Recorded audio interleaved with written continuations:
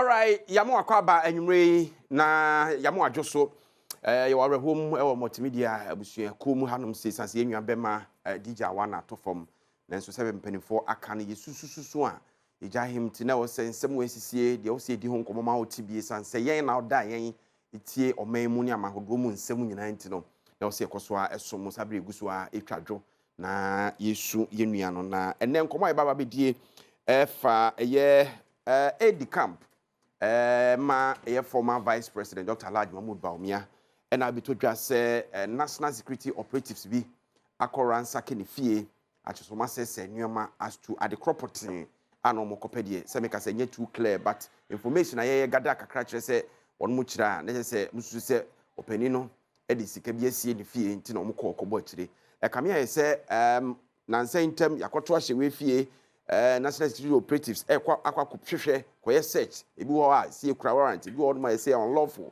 ebi wo asase wo nkita hwe me kai say nche bi attorney general babonten e ba be kai say national security force ombe search ana say soup bia na omhwe say ombe fa embra kwan so as to whether say we na court warrant bi ka ho na court warrant mpo ka ho say obeye soup ana search e wo obi a property private residence na obewie na yehwe router yehu yehwe we ya yehu yehwe we ya yehu afi ya security doors etwetwetwa CCTV cameras monum ne ho keka ho no and Ukraine nyame enum it doesn't augur well for a democracy like ours ya transition over the time ama bibia eco smooth na fe be wi akire hu nsem no basa omampani the first 100 days na ka few days na aso remarkably no beka se enyoma oka so obe no guso eye nanso nioma ba ko mienu miensa bi atititi sei no eya na edifin ene dimbone ono kwadi eye apata na mamu a wahya ase a wubu ne fefefe no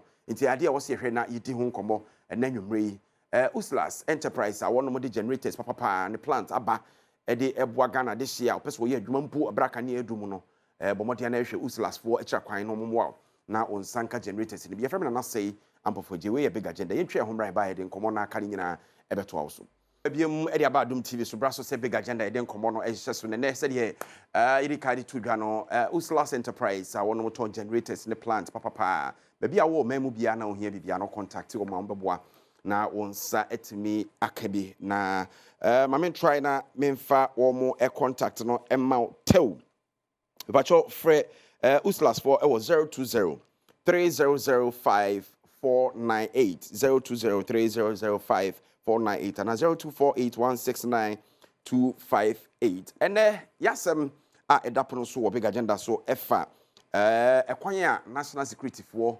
eye wonu madwuma wo hono mo abeti an national security for abo ede ewura eye opani bi fie mekai sase yewura kanoforiata fie na wonu mo ekoye kosese niam nam so kra opani no no podie na eye office of the special prosecutor na elidi sa eye team no was adwuma num na afi beto dwa say yewura Addison na ono no eye Bank of Ghana omo panimpa ono so yakoni fie kosese nuoma wi akire crossing sika bi ayeranom ne ade na edidi mu a nei edi camp edima former vice president Dr. Adom TV yewura Isaku ono so make say woye police officer achese ogusuwa ewo service ni mumpa onwiye assign no to the former vice president nti so national security for e bia lawfully kra womo ewo warrant say womo kokko search a questions are eba and se ba na say na such an institution womo war reputation eti say ebekọ baabi say womo kwakwa execute womo lawful duty se be wi akire no na eniema ayira ne ehunu ebe wi akire no na ya sese enioma ase obi akọ baabi so okudin samone enso so no na bia wakosere kwan e court wakwaji tumi se mpesem ko hwehwade mu searches na yeye no sa kwan na o se fa so ya na Dr. Sadiq Edutwum e obi a wabene e wa hobambo nsem a bibi e kire ya dwene hobambo nsem a yetai ene di nkomo papa obebo na nwumre na yahwe de ekoso sisei no eye ama aban no agidi mboni ansa de medi kan no yeguso kra na ene yehwe omapani ne promises a wo ye say obey within 120 days in first 100 days aka few days na so no eniema wotimi aye wotimi say remarkably no waya de kakra fine agana fo bi ahyase e bona baso but san nneɛma nkeka wa we no ɛyɛ mana kwakwa ɛsɛ kotere ya nan no ɛyɛ sɛ tuntum bi etuato ɛha dwene pa doctor Sadika Dutu Manure memo adwo ama akwa baba Adom TV so memo adwo menya ampofo megiri se oho eye nyame adom na mo so e yenso ho ye pa na West African Center for counter extremism so hot to say nyame adom bibia boko all right me sure say yakọ ransack ha yakọ sechi ha national security for abura ha e o ma storm ha no ne ho nkeka ho no what tibia before crash be bad the current issue no so no. What do you make of Sanya na Ecoson?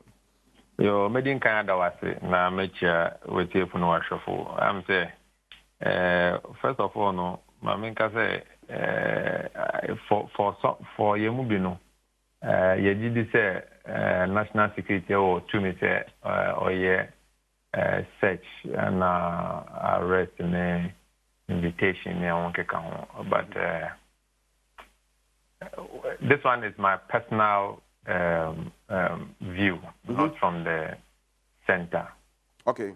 I think that okay, you bet me afa kwan papa biso e de aya e be boa since akwet you to ashenko for so no. Me kan sa na me chere o hwe o mampeni John Dramani Mahama ne ahobrase kwan a or the year Ninjuma, Ninkita Hundi, and a home Kekahonoa, send a one so dinkanka, and we say no more council by an Yamiadum. A woman's a gun of Winya, a certain relief be.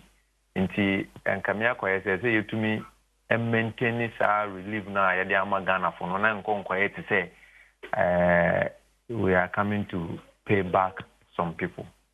Thank you. All right.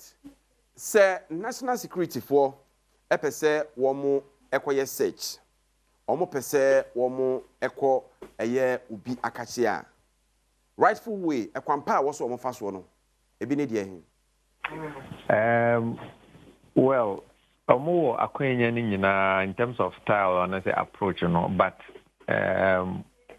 one ebetimi I invite you the other way is also based on intelligence and answer information on mobile and also ebetre kwanya is some fast be on the bawa share and now say the issues now more political and I think so no o share institution ye wo say proye ni kankan ni drum and nkofubia is say nyoma bi in terms of especially sika and aban japade bi a if say ko didi omo nchenti no and no and ama you some of the style yeah omo adopt ya akwete wo ha na ya bababa ewom so and so is within their remit to equally do that but we are for me I am saying say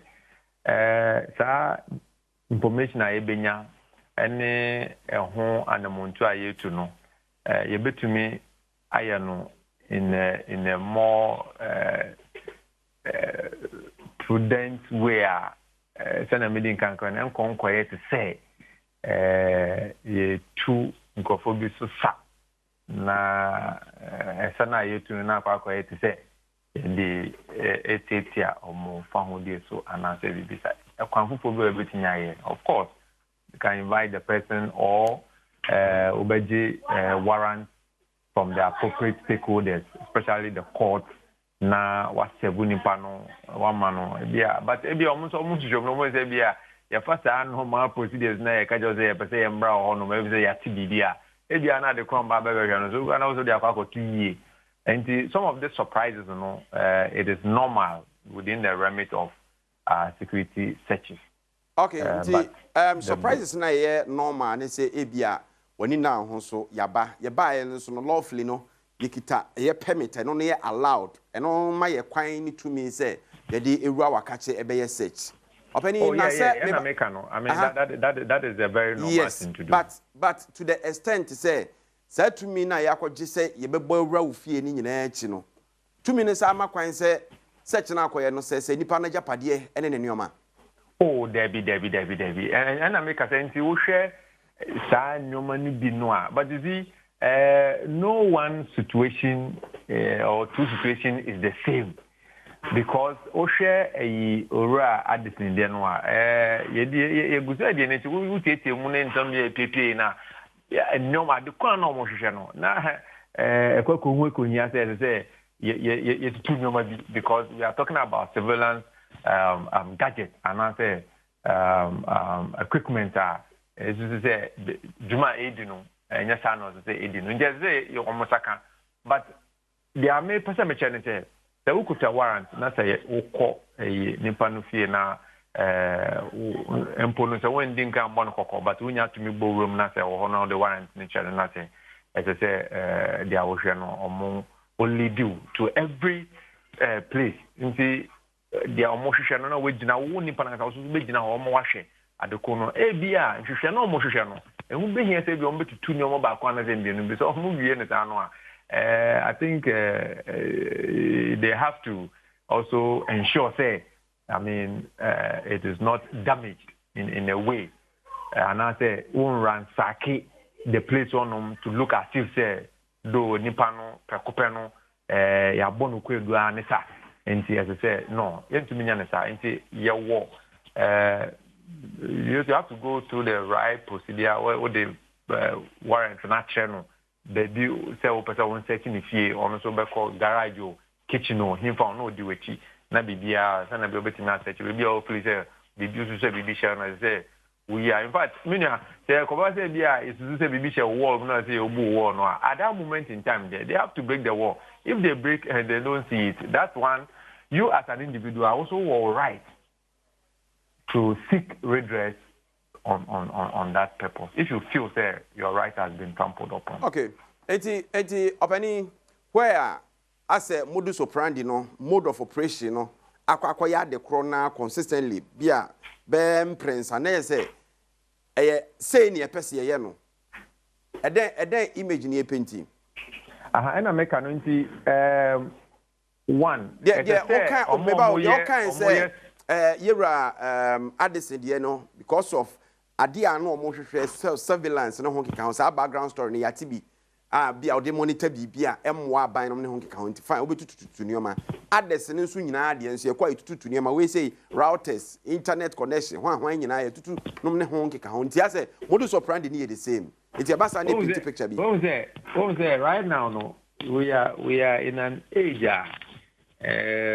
when a bar in sophisticated equipment and gadgets in terms of how our use the operations now.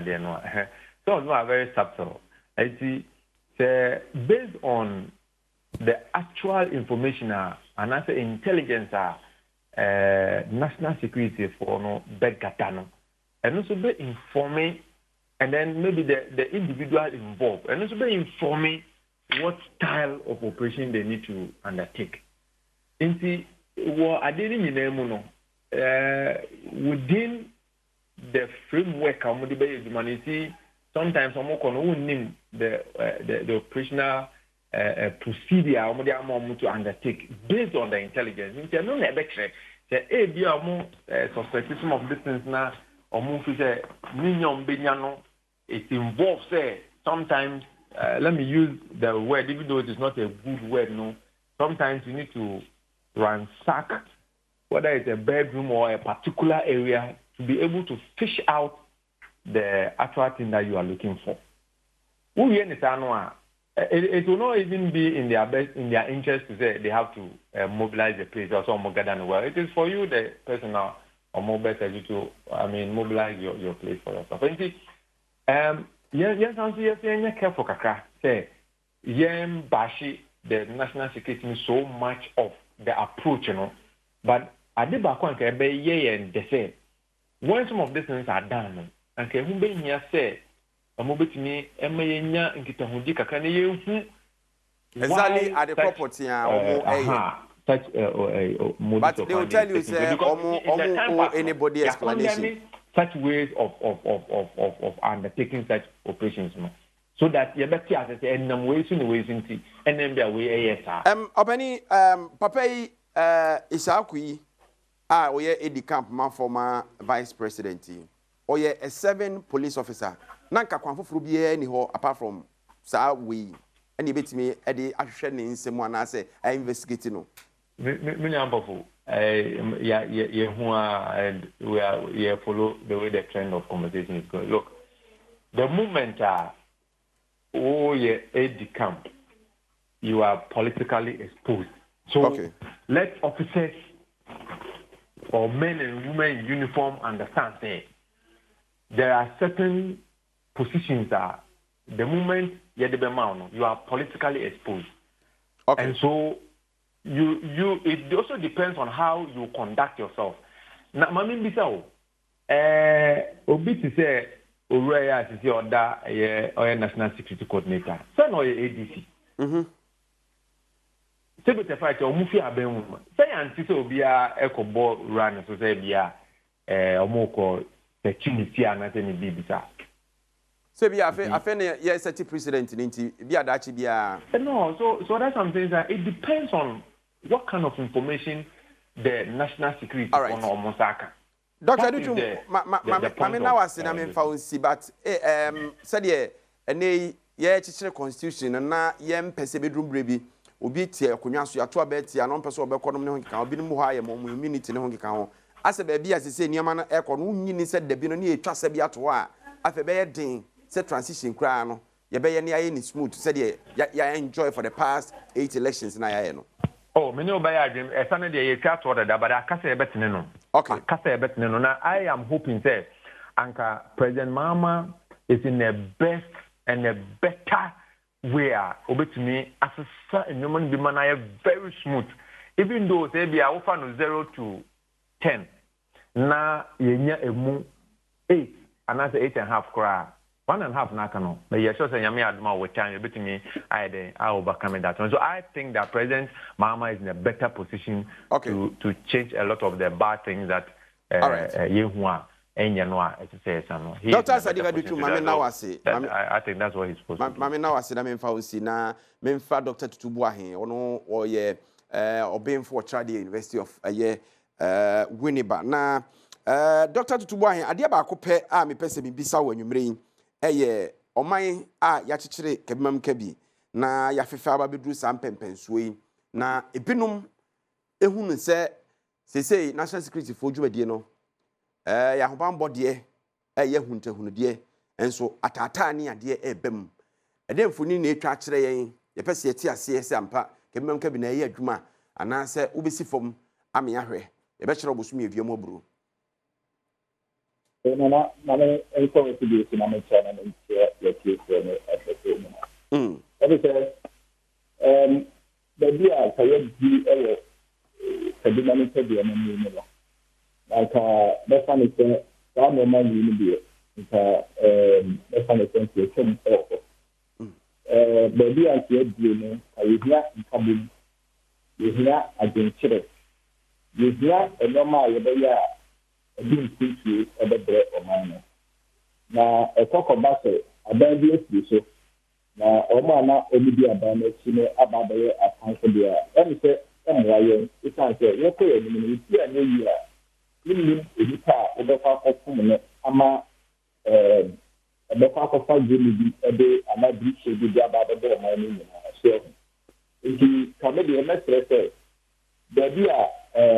Among your phone, every normal aircraft now, Mississippi, NBC, any national security channel, every Omani corner. But yeah, I almost think I'm an Africa. So if you everybody Emra, money, you were a fire, Ghana, Emrano, as I said, every Africa, Sir, in Patona, let me done, it me, I don't know, a house. Yes, your money, you didn't done it. Now, a photo to tell you, so you're maybe a papa. That's not security, it's useful, I don't know, echo for 50 minutes. But a photo about us, you're going to see now, you're about the river, you're on the mistake, and not be a ɛde asidi ɛbɛba ɔman ni yɛkɔ yɛ mu no yɛ okay ebi a ebipa yi a yɛkɔ sɛ wayɛ bɛn no apɛn fafrɛ no sɛbufo sɛ ebi a wayɛ bibi ɛwɔ ne fie a etia ɔmra a wofo nsafrɛ no naa ne ka yi a n'afei no wama no afrɛ no lɛyɛ n'afei wa ankasa bɛdi n'akyi yɛ anaasɛ wakɔ akɔgye warrant efiri kwakɔ na police wɔ ebi akyire na ɔno nso ka ho na mo ne nyinaa kɔ na makɔ akɔ ɛdi ɛfɛ no deɛ papa bansɛ kɔkɔ ba sɛ nipa no kyimfie anaasɛ ɛni hɔ akɔkɔto sɛ ne so ɛwɔ ne fie na sɛ ɛkɔkɔ yɛ ɛnɔma bi sɛ ɛne sɛ ɛno no tumi bi ɛna wopɛ sɛ ɛkyerɛ okay okay na ɛkwan bi wɔ hɔ a wobɔto hɔ a ɛkwan no nipa fa sɛ ɛnyɛ yie daakye biara no nti a ne yie a saa kwankorɔ no no ebi nso ɛde bɛfa so ɛno so ɛmmoa yɛn sɛ ɔman doc mame na wase anwummerɛ yi sɛ asɛm no wabɔ ne tɔfa no Dr. Bernard Tutubu ahen ɛyɛ kyerɛkyerɛfoɔ pani paa ɛwɔ ɛyɛ University of Education Winneba ɛna ɔtesi ani din kɔmɔ nti national security wada ama kyame onim asɛm kɔs na so mu a madwuma a moyɛ no moyɛ de aboa ɔman ne mo nyɛma ho nte ɛnkɔnkɔba sɛ moyɛ adwuma wie no na ɛde ɔno kwadin ɛna ɛbra ban no dimpa wo hɔ ɛyɛ sen ahonya ɛna nimo so ɛntimi wa ɛtontoma yɛfrɛ me nana sɛi ampɔfo agye big agenda ADC a wɔkyena yɛbɛsɛ ahyia ne mom may the soul of DJ Awana rest in perfect peace. Yadamase.